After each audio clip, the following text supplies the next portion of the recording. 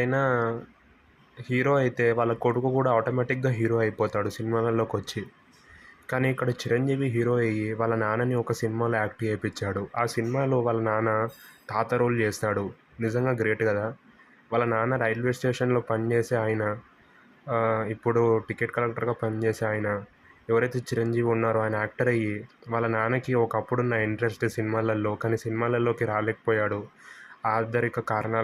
భౌతిక కారణాల వల్ల చిరంజీవి వాళ్ళ నాన్న కళ నెరవేర్చి తాతయ్య రోల్ ఇచ్చాడు ఒక సినిమాలో. అండ్ చిరంజీవి వాళ్ళ నాన్న 2007లో చనిపోయాడు కూడా.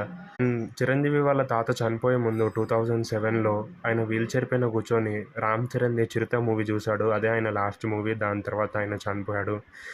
అండ్ చిరంజీవి అప్పుడు చాలా బాధపడ్డాడు. బట్ చిరంజీవి మూవ్ ఆన్ అయ్యాడు. చిరంజీవిది కొత్త మూవీ వస్తుంది. దానికోసం ఎంతమంది ఎగ్జైటెడ్గా ఉన్నారు? అండ్ చిరంజీవి లైఫ్ స్టైల్తో మీరు ఏమి ఇన్స్పిరేషన్ తీసుకున్నారు చెప్పండి.